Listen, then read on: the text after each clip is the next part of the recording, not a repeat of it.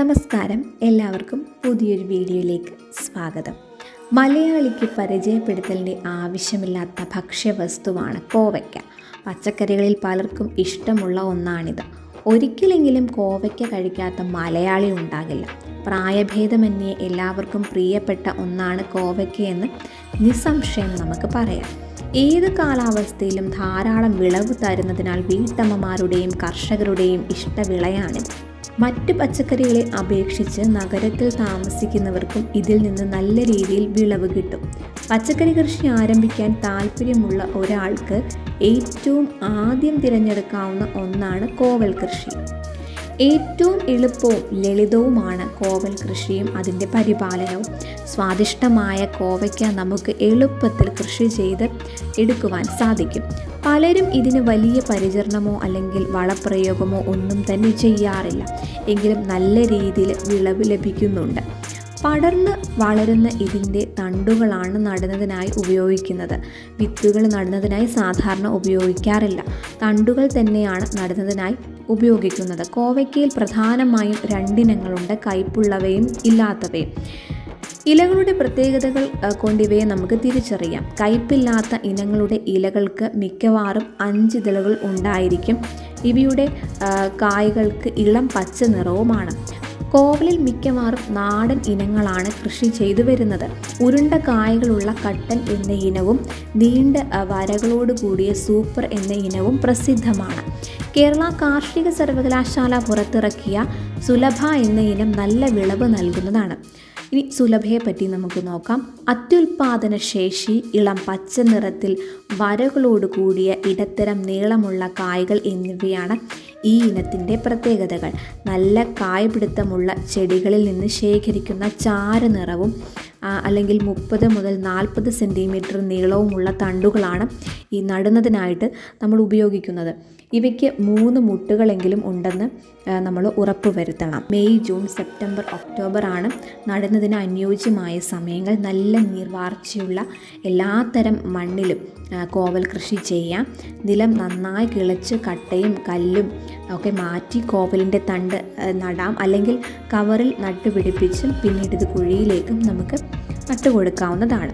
നടുമ്പോൾ തണ്ടിൻ്റെ 2 മുട്ട് മണ്ണിന് മുകളിൽ നിൽക്കാൻ ശ്രദ്ധിക്കുക. അതുപോലെ നടുന്നതിനായി 1/2 മീറ്റർ താഴ്ചയുള്ള കുഴികൾ എടുക്കുന്നത് നല്ലതാണ്. അടിവളമായി ഉണങ്ങിയ ചാണകപ്പൊടി, കുറച്ച് എല്ലുപൊടി, അതുപോലെ വേപ്പിൻ പിണ്ണാക്ക് ഇവ വേണമെങ്കിൽ നമുക്ക് ഇട്ട് കൊടുക്കുന്നത് നല്ലതാണ്. നല്ല വെയിലുള്ള ഭാഗത്താണ് നമ്മളിത് നടുന്നതെങ്കിൽ ഉണങ്ങിയ കരിയിലകൾ മുകളിൽ വിതറുന്നത് നന്നായിരിക്കും. ആവശ്യത്തിന് മാത്രം നമ്മൾ നനച്ചു കൊടുത്താൽ മതി. വള്ളി പടർന്നു തുടങ്ങിയാൽ പന്തലിട്ട് വള്ളി കയറ്റി വിടാം. മരങ്ങളിൽ കയറ്റി വിടുന്നത് ഒഴിവാക്കുക. നമുക്ക് കൈയെത്തി കായകൾ പറിക്കാൻ പാകത്തിൽ പന്തലിട്ട് അതിൽ കയറ്റുന്നതാണ് നമുക്കുചിതം. വള്ളി പടർത്തി പന്തലിട്ട് കെട്ടി പരിചരിച്ചാൽ മാത്രമാണ് കോവൽ നല്ല രീതിയിൽ വളരുന്നത്. വെർമി വാഷ് അല്ലെങ്കിൽ ഗോമൂത്രം 10 ഇരട്ടി വെള്ളത്തിൽ ചേർത്ത് 2 ആഴ്ചയിലൊരിക്കൽ തടത്തിൽ ഒഴിച്ചു കൊടുക്കുന്നത് നല്ലതാണ്. പഴകിയ കഞ്ഞിവെള്ളം ആഴ്ചയിലൊരിക്കൽ ഒഴിച്ചു കൊടുത്താൽ മുഴുപ്പുള്ള കോവയ്ക്ക ലഭിക്കും. ഒന്നിടവിട്ട ദിവസങ്ങളിൽ കായ് പറിച്ചെടുക്കാം. കോവൽ ചെടിക്ക് ആഴ്ചയിൽ 2 തവണ ജലസേചനം മതിയാകും. കോവൽ ചെടിയുടെ ഇലകളിൽ ചെറിയ പുഴുക്കുത്തുകൾ പോലെയുള്ള കീടാക്രമണമാണ് സാധാരണ കണ്ടുവരുന്ന പ്രശ്നം. ഇവയെ നശിപ്പിക്കാൻ വേപ്പെണ്ണ ചേർത്ത എക്കോനീം എന്നു പേരുള്ള ജൈവ കീടനാശിനികൾ ആഴ്ചയിലൊരിക്കൽ 3 മില്ലി 1 ലിറ്റർ വെള്ളത്തിൽ രാവിലെയോ വൈകിട്ടോ സ്പ്രേ ചെയ്യണം. കോവയ്ക്ക വെച്ച് ധാരാളം വിഭവങ്ങൾ ഉണ്ടാക്കാൻ സാധിക്കും. തോരൻ, മെഴുക്കുപുരട്ടി, കോവയ്ക്ക അച്ചാർ, പച്ചടി എന്നിവ അതിൽ ചിലത് മാത്രമാണ്. കുട്ടികൾ കൂടുതലും പച്ചയായി കഴിക്കാൻ താല്പര്യം കാണിക്കുന്നതായും കാണാം. ധാരാളം ജലാംശം അടങ്ങിയിരിക്കുന്നതിനാൽ ശരീരത്തിന് കുളിർമ നൽകുന്നതിനും അമിത ക്ഷീണം കുറയ്ക്കാനും ഇത് സഹായിക്കും.